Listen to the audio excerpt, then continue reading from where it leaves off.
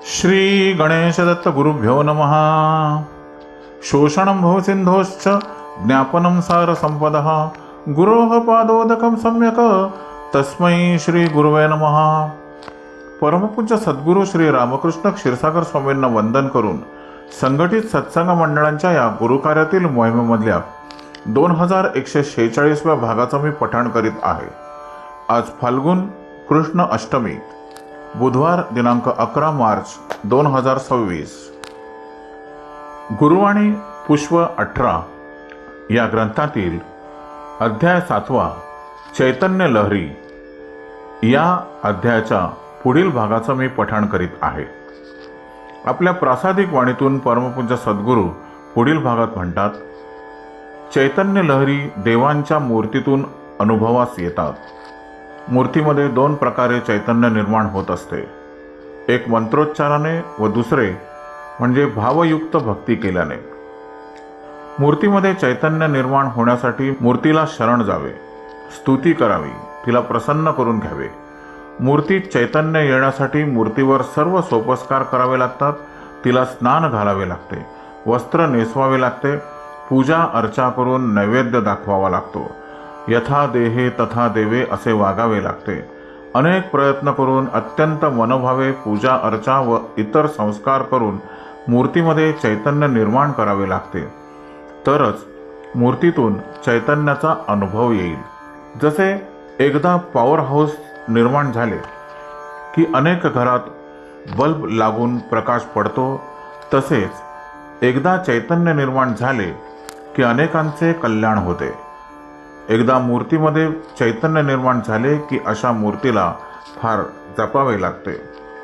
जर अशुद्ध सोने घरात असेल तर फार जपावे लागत नाही, परंतु सोने शुद्ध करून त्याचा दागिना केल्यावर आपण त्याला जास्त जपतो. तसेच या मूर्तीचे आहे. जिथे मूर्तीमध्ये चैतन्य निर्माण होते तिथे तीर्थक्षेत्र निर्माण होते. पांडुरंगाची व इतर देवांची मंदिरे सगळीकडे आहेत. तरी लोक तुळजापूर, पंढरपूर व कोल्हापूरला जातात, कारण त्यांना तिथे सगळीकडे दैवी शक्तीचा विशेष प्रभाव जाणवतो, विशेष लहरी जाणवतात.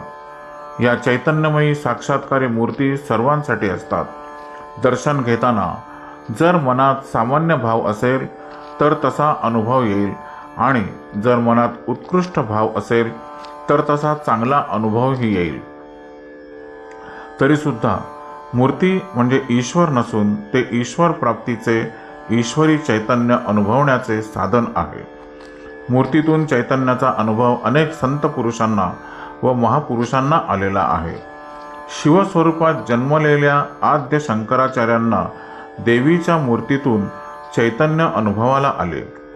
त्यांनी नैवेद्य दाखवलेले दूध देवीने प्राशन केले. संत मीराबाईला तिच्या पतीने दुधातून विष दिले होते. श्रीकृष्णाच्या मूर्तीतून भगवंत प्रकट झाले व त्यांनी ते दूध पिऊन टाकले. त्यानंतर मूर्ती काळी पडली आणि मीराबाई जिवंत राहिली. संत तुकारामांना पंढरपूरच्या मूर्तीत विठ्ठलाचे दर्शन झाले. संत ज्ञानेश्वरांना सुद्धा त्या चैतन्याचा अनुभव आला होता. एका गावात एका व्यापाऱ्याने विठ्ठलाची मूर्ती आणली होती. ती मूर्ती त्या व्यापाऱ्याच्या स्वप्नात गेली व त्याला सांगितले की मला तुझ्याकडे राहायचे नाही, तू मला पैठणला एकनाथ महाराजांकडे घेऊन जा. असे स्वप्न त्याला 3दा पडले. नंतर त्या व्यापाऱ्याने ती मूर्ती वाजत गाजत पैठणला आणली व एकनाथ महाराजांना अर्पण केली. एकनाथ महाराज त्यावेळी कीर्तन करत होते. ते भगवंताला म्हणाले, तू लांबून आला आहेस, तुला भूक लागली असेल. त्यांनी आपली पत्नी गिरिजाबाई यांना लोणी आणायला सांगितले. त्यांनी लोणी व खडीसाखर आणली. एकनाथ महाराजांनी ते लोणी व खडीसाखर भगवंताला दिली. भगवंताने आपला हात पुढे करून ते घेतले व खाल्ले. आज सुद्धा पैठणला ती पांडुरंगाची मूर्ती आहे. तिचा एक हात कमरेवर नसून तो लोणी घेण्यासाठी पुढे आलेला आहे. असाच अनुभव समर्थ रामदास स्वामी यांना आला. रामदास स्वामी सर्व सोडून नाशिकला काळाराम मंदिरात आले.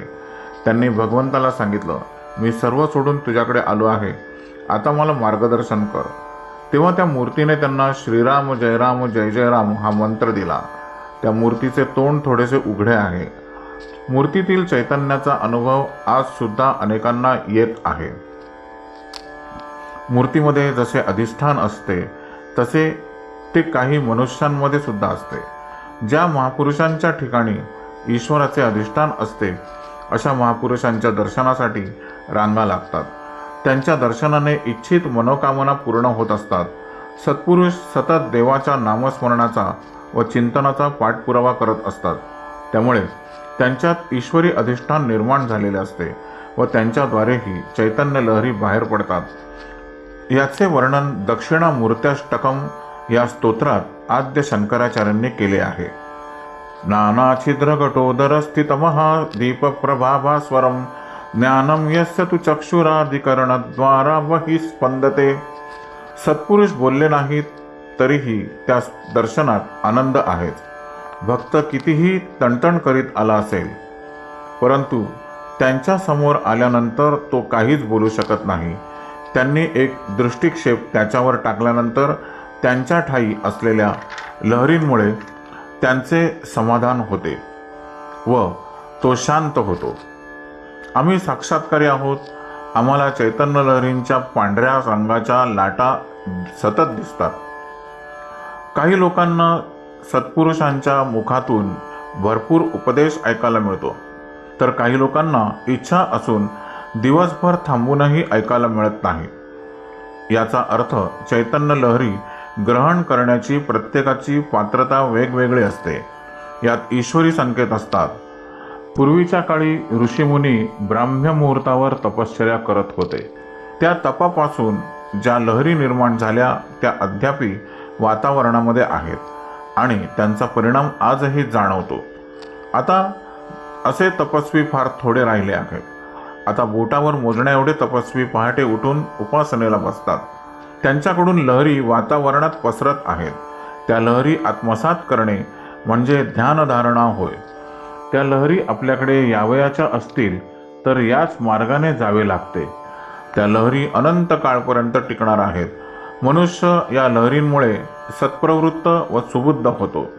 त्यामुळे चांगल्या गोष्टींचा अनुभव येण्याची शक्यता असते. काहींच्या बोलण्यातून ज्या लहरी उत्पन्न होतात त्या चिरकाल टिकतात.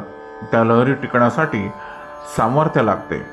काही लहरी अशा असतात की त्या काही काळच टिकतात व मग विरून जातात. श्री गुरुदेव दत्त. गुरुबंधू आणि भगिनींनो, आजचे हे पठण परमपूज्य सद्गुरूंच्या चरणी सादर अर्पण. या अध्यायाच्या पुढील भागासाठी पुन्हा भेटूया उद्या सकाळी 6 वाजता. श्री गुरुदेव दत्त.